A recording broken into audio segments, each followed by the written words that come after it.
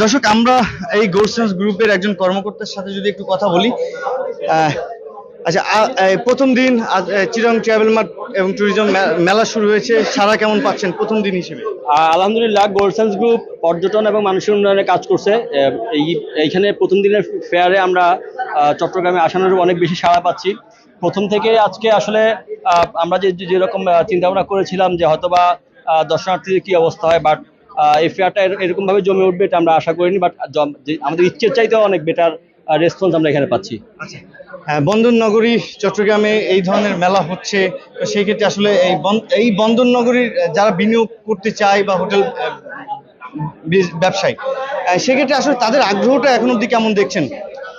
ধন্যবাদ।